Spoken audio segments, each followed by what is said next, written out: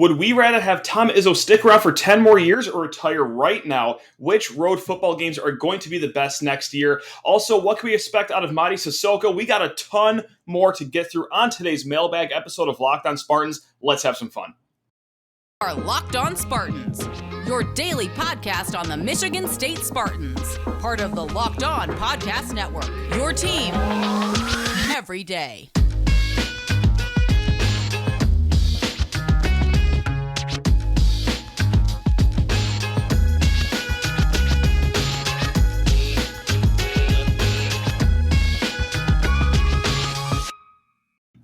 The best people in the world are right in front of me. Yes, that is you, the wonderful viewers and listeners of Locked On Spartans. Thank you so much for making us your first listen every single day on the Locked On Podcast Network. Well, kind of every single day. Of course, in June and July, we do 3 days a week here on Locked On Spartans. But once August rolls around, we are back to 5 days a week for the rest of the football and basketball season. But yeah, until then, 3 days a week. And thank you so much for making us your first listen. And before going any further, shout out to LinkedIn Jobs. That's right. LinkedIn Jobs helps you find the candidates you want to talk to faster. Post your job for free at linkedin.com/lockedoncollege. Terms and conditions, oh yeah, they apply. Please rate, review, and subscribe to this here podcast or YouTube show. Any way you digest this media, thank you very much for doing so. And yeah, if a review makes you happy, if a comment makes you happy, if smashing this subscribe button makes you happy, well, that's going to make me happy as well because I care about you. That's right. And also, lockedonspartans@gmail.com is the best place to find us if you want to reach out with any questions, segment ideas, whatever you want to throw at me. lockedonspartans@gmail.com. All right. Now that we've rushed through all the housekeeping, let's get to a very fun mailbag episode today. You guys have come through with amazing questions, as you always do, and we got a lot to get to. And I'm glad that, outside of the mailbag, there's not a lot of news going on at Michigan State, so this allows us to get to a lot of mailbag questions. But there was one bit of news that I wanted to get to here, and it is, yes, Big Ten Media Days are coming up fast. They are next Tuesday and next Wednesday, and Michigan State, along with Mel Tucker, of course, is sending the trio of Xavier Henderson for the second year in a row, Jaden Reed, and Peyton Thorne to Big Ten Media Days. Michigan State's day will be on Wednesday, starting at 11:30. You can catch all that on Big Ten Network. And also, we will, of course, be reacting to anything and everything they say on Locked On Spartans. So, yeah, that's the biggest piece of news going on. Today's show being recorded on Monday. Those are the three players being sent down to Indianapolis for Big Ten Media Days. Adjust your lives accordingly. All right, let's get down to the nitty-gritty. Let's get to the mailbag. And this first question comes from Rick. Rick gets priority seating here at the mailbag. He always gets to the front of the line. Love Rick. New grandfather Rick, may I add. And his question is, what is the one away football game you are looking forward to this season? But he also has the caveat, not including Michigan, because we all know that State wants to beat the you-know-what out of the Wolvies over there. So let's just rank the other four most desirable away games or road games for the Michigan State football Spartans. Coming in at number 4, that road game at Illinois to kick off November, I can get excited about a lot more things than that, right? I mean, it's coming especially the week after that Michigan game. You go to Champaign, Illinois. That screams noon on ESPN2. If I've ever seen a game that is going to be played at noon on ESPN2 or ESPN News or the Ocho, whatever channel that game's going to be on. And yeah, by the time November rolls around, I can't imagine a lot of Illinois faithful are still going to be showing up to these games. I just can't think off the top of my head of a more flaccid atmosphere in Big Ten football than Champaign, Illinois in the dead of November. So that's number 4. That's the least desirable away game that I'm looking forward to. Number 3 is that road game at Maryland. And I think there's a big jump between number 4 at Illinois and number 3 at Maryland. Now is, at Maryland the sexiest road game in the entire world? No, not really. I don't think, the Terrapins are known for having this hostile atmosphere. But, and you've heard me say this over and over again on the podcast, I have nothing but disrespect for the Maryland Terrapins and their football program when Michigan State typically plays them. And it was usually in November when they are completely checked out mentally of the season. They want nothing to do with playing football anymore. However, Maryland at the start of the year is usually a pretty spicy team, and they will have maybe the best wide receiver group, not named the Ohio State Buckeyes, in the Big Ten. So maybe that they'll be good when Michigan State visits them early on in the season. Number 2, the most desirable road game. I'm going to go with Penn State. At Penn State to end the season. If it's anything like last year, both teams have a lot to play for. Michigan State getting to that double-digit win mark, essentially playing their way into a New Year's Six bowl game like last year. And, well, Penn State, there's no surprise here that they're looking to have a solid season again this year. So that's always a good atmosphere to go to over in Happy Valley. And the number 1 game, besides, the Michigan game, obviously, of away games that we were looking forward to the most, where I'm going to go with this one. It is that Week 3 Washington game. That is right, heading over to Seattle. Whether you are fortunate to go to that game, if you're a West Coast Spartan, and that's actually a pretty close game for you, that's awesome. I don't have to go any further in explaining why being at that game would be awesome, especially compared to any of the other games that I just mentioned. But even if you're like me, and you're going to be sitting at home enjoying the game with some friends, some family, some pals, ABC night game. Spartans are on that primetime slot. They are going to be potentially that game of the week. If they're not the game of the week, then they're the second best game of the week. So, that's going to be awesome to see our Spartans take on the Huskies. ABC, 7:30, primetime. Cannot wait for that one. And also with just the intrigue, the mystique that Washington has this season. No one really knows what to expect from the Huskies. Yeah, they got some good players. Yes, they shuffled the coaching staff up a little bit, but how good are they really going to be? Week 3 is going to be a great litmus test for them, as much as it will be for us over in East Lansing. So, thank you, Rick, for the question. Hope to see you soon, Rick. Yeah, you're the man. Question number 2. This is a great one. This is from Ja Morant, is the best point guard. Yes, that's what he goes by on Twitter. He slid into my DMs and shot me this question. Would you rather have Tom Izzo retire right now or have him retire in 10 years? That's right now or 10 years. Right now, Tom Izzo, he is 67 years old. Would I rather him hang around until he's a ripe 77, hitting his stride at 77? Or do I want him to kick the bricks right now? My short answer is, let's keep him here.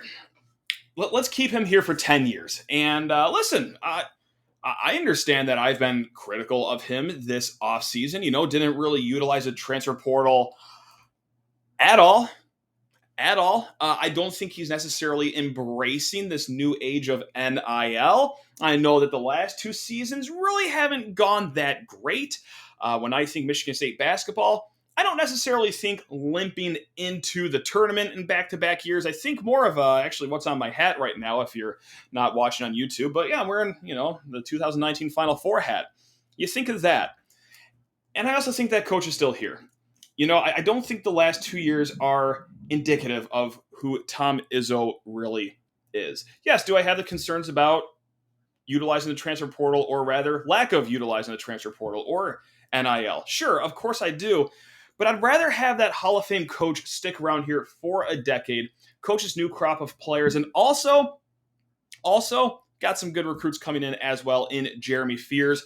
Maybe Xavier Booker commits to Michigan State. And also what happens when a coach is around for 10 years. Let's say that this is on all headlines. Tom Izzo signs 10-year extension. That also lets all the recruits know that he ain't going anywhere. So when you're in battles with other schools, they can't use the, Tom Izzo can leave at any given time argument.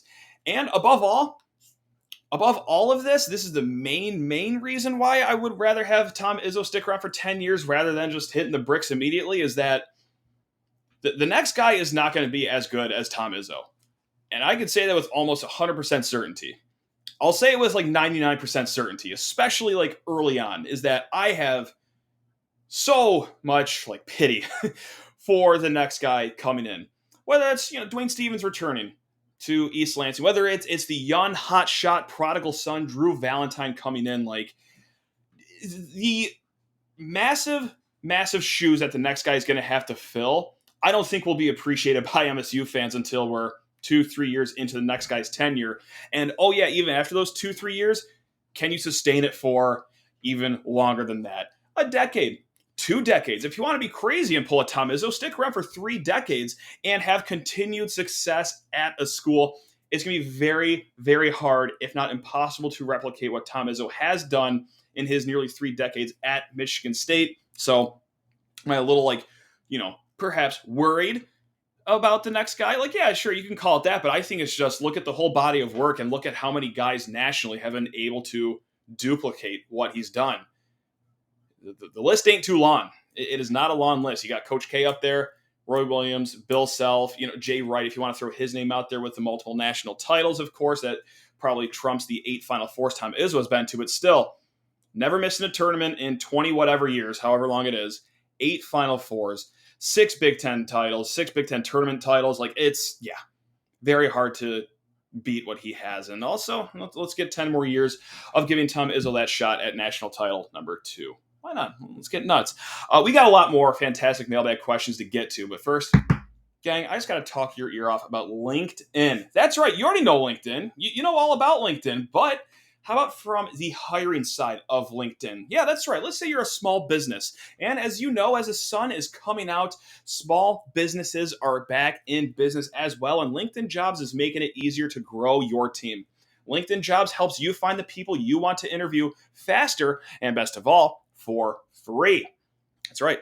If it's free, it's for me. If it's free, it should be for you. And create a free job post in minutes on LinkedIn Jobs to reach your network and beyond to the world's largest professional network of over 810 million people. That's a lot of people. That's a ton of people. And then add your job and the purple hashtag hiring frame to your LinkedIn profile to spread the word that you are hiring so your network can help you find the right people to hire.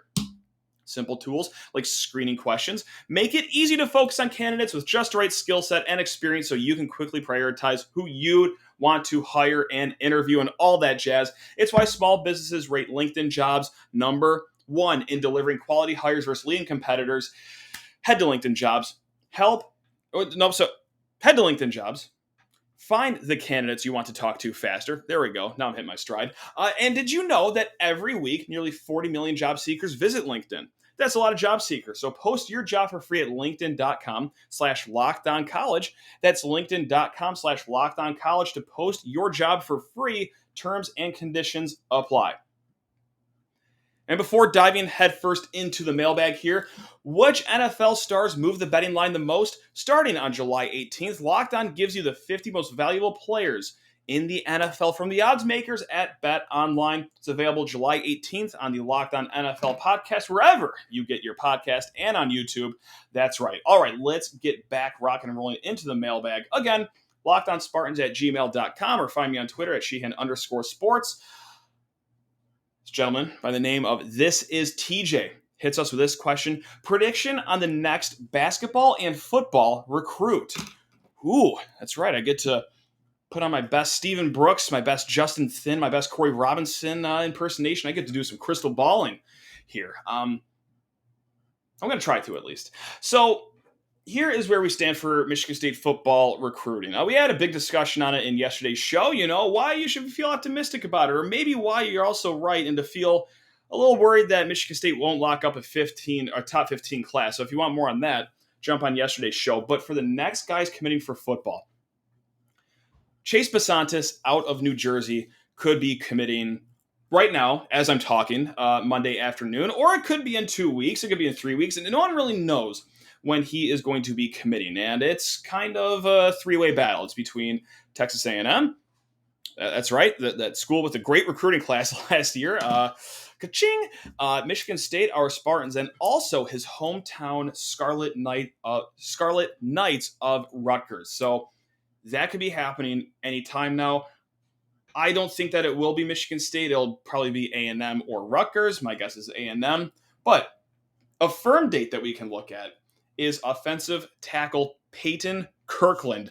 That's right. And then right behind him, Miles McVay as well. 2 good friends. Could they land at the same spot? They very well could. But Peyton Kirkland, he is announcing his decision July 23rd.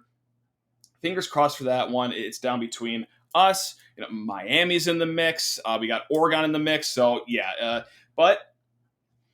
and I know that we got like a week until this commitment, but so far the crystal balls on 24/7 Sports are leaning to Michigan State right now on On3, another recruiting website.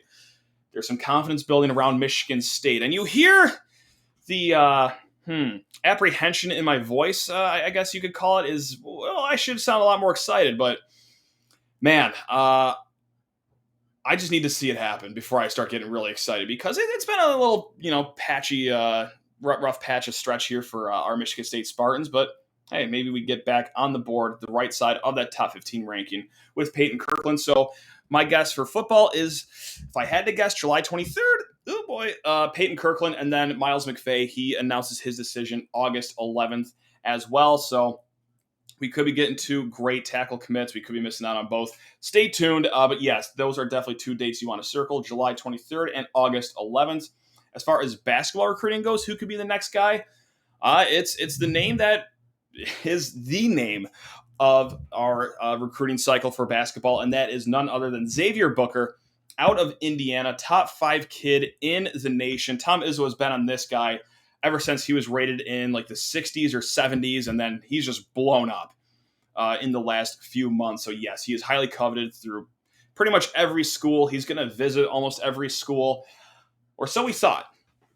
It was long believed that, he's going to be visiting a lot of these schools for his official visits, like Gonzaga, Kansas, Ohio State, Auburn, name a school, he was going to visit them. But now he just tweeted out that on July 25th, that's right, at 6 p.m., he's going to announce his top schools.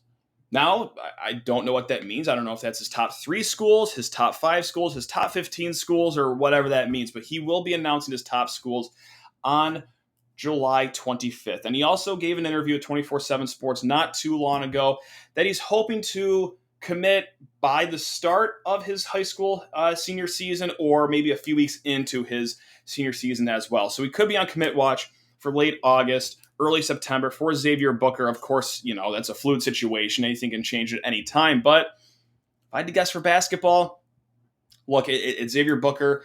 It's Devin Royal.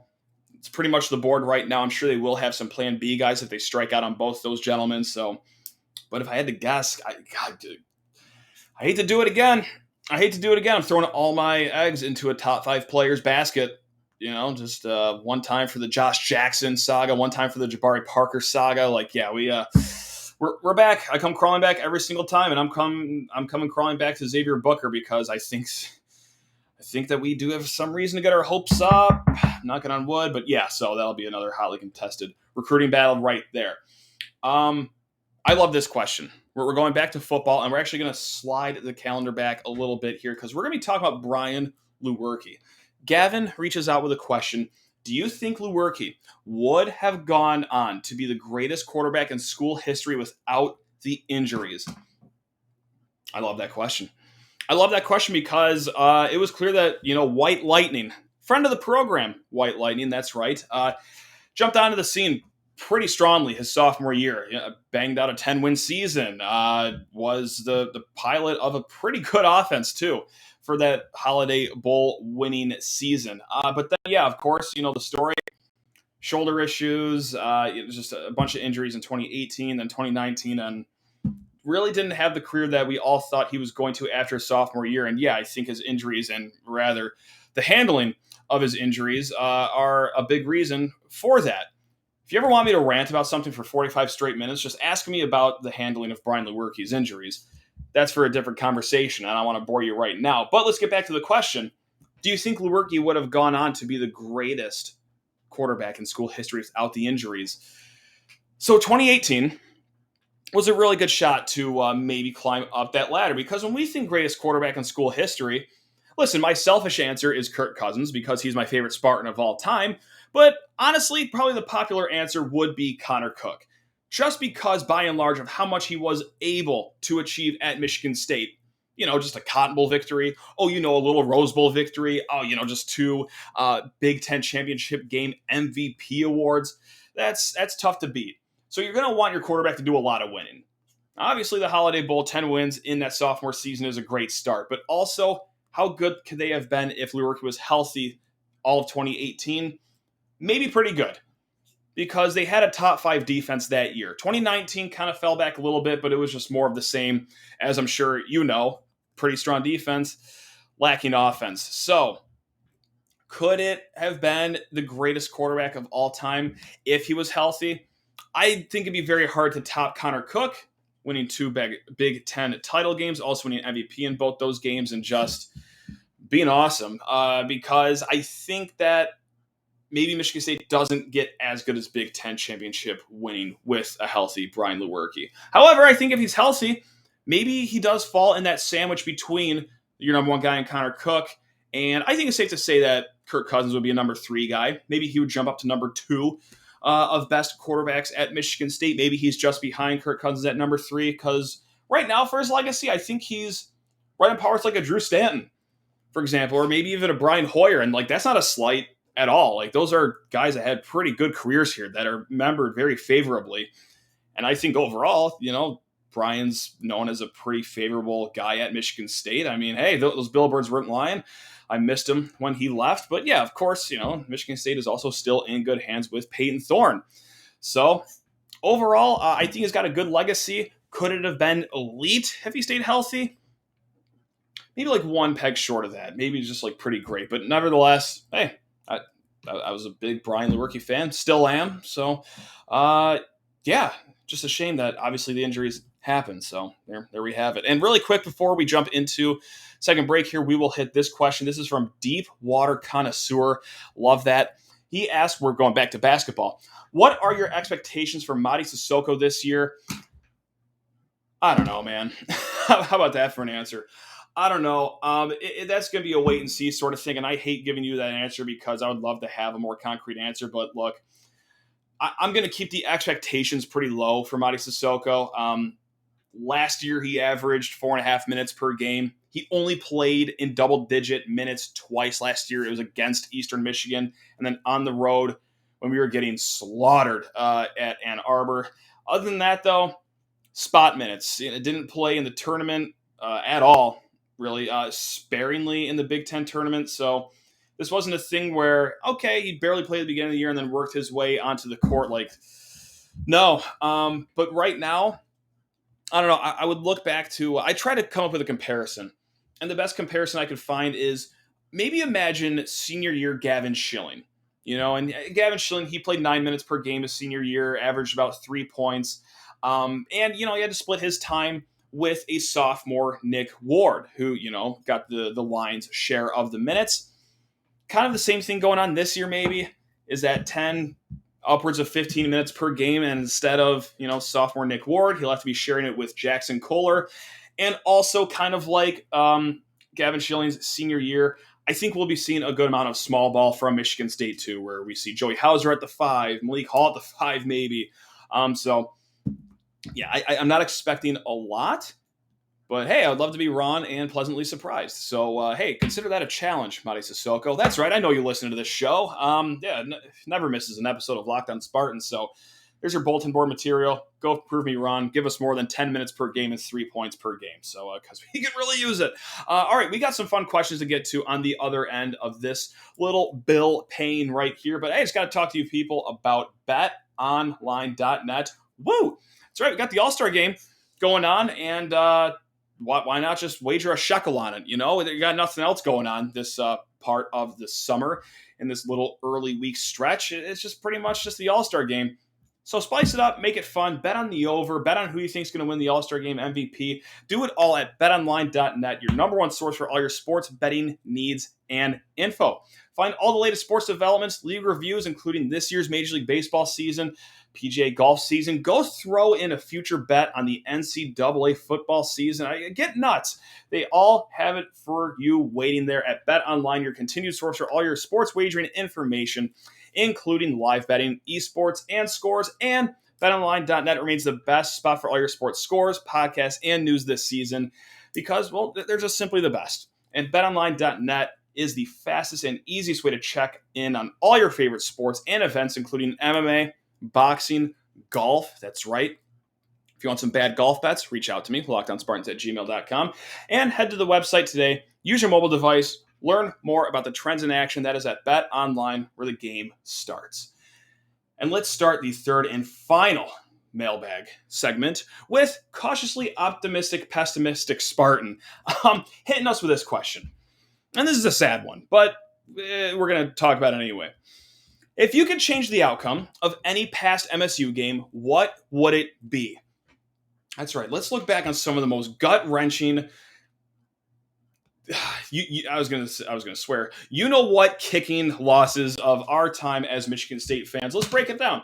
I got 3 for football and 3 for basketball. Let's start for football. Number 3. I'm actually gonna just do a selfish one. This has no standing in Michigan State history whatsoever, but this is a game I was at back in 2012. You probably have forgotten about that game if you weren't there, but if you were there, you know what I'm talking about. 2012, Iowa walks in. Michigan State scores on their first possession. It's great, except it's not. It's 40 degrees. It's rain. It's sleet. It's a little bit of snow. It's windy, miserable weather, and all to sit down and watch Iowa beat Michigan State in double overtime. If I'm going to sit and weather that miserable, I would like to at least watch a win. Look over my shoulder right here. That's right. It's the picture of Jaden Reed and his final touchdown against Penn State. That was a miserable game to be at. Really, really helps when Michigan State wins that game. So yes, I'm still recovering from hypothermia from the 2012 Iowa game. So give me that for number 3. Number 2, I'm going to go with that. Yes, you know, probably what I'm going to talk about. There's only 2 more games I could talk about. The 2013 Notre Dame game.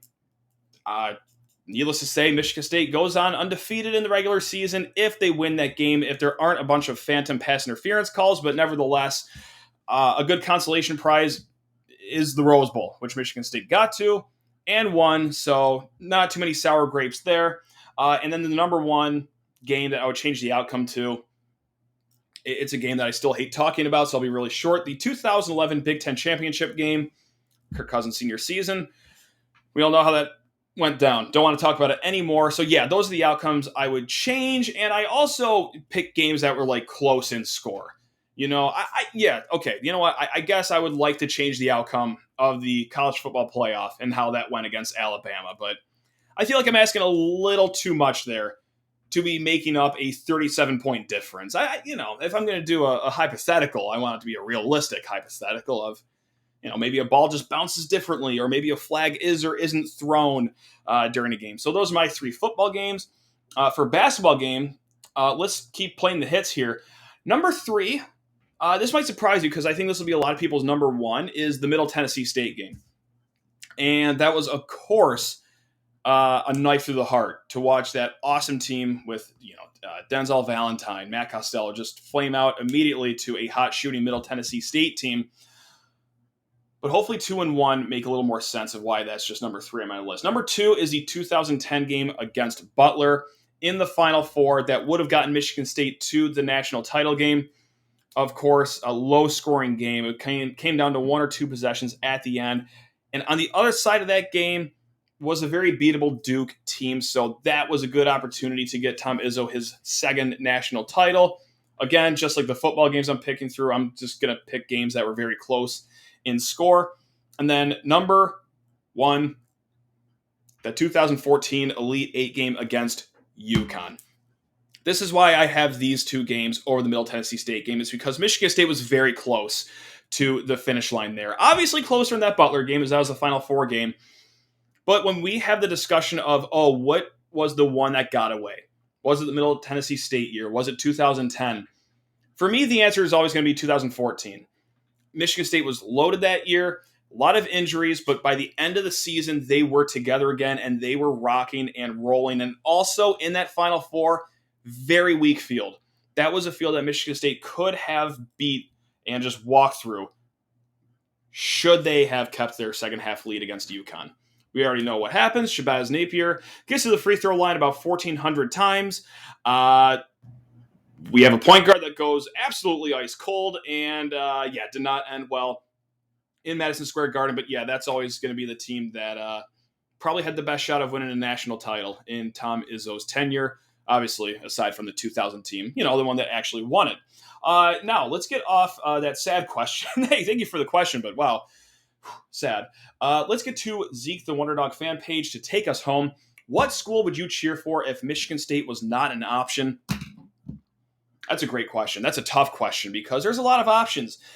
I'm going to eliminate any Pac-12 school. I just can't take that conference seriously. And in that same vein, I've always thought that West Virginia was a fun team to root for. I feel like we have a lot of similarities with them as far as, just general vibes go. Oklahoma State, another team that looks very fun. They're pretty spicy in football. They've got a decent basketball team every once in a while. But then again, do I want to be a fan of a Big 12 team?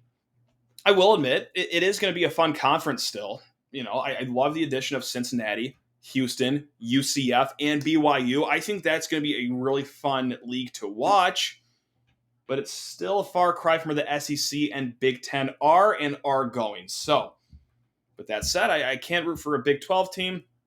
Don't really feel like the ACC either. That seems pretty volatile. So, I could either, be a front runner, be a Georgia football fan, as it doesn't look like that machine will be slowing down anytime soon. I could be an Alabama fan, or if I want to go back to vibes, I could be an Ole Miss fan, or I think I want to stay home, actually. I think I want to stay home and stay in the Big Ten, and I'm going to go with a team that is pretty good in football, pretty good in basketball, year after year. I don't want to completely sell out and do Ohio State, but I will go across Lake Michigan. I will find myself in Madison, Wisconsin.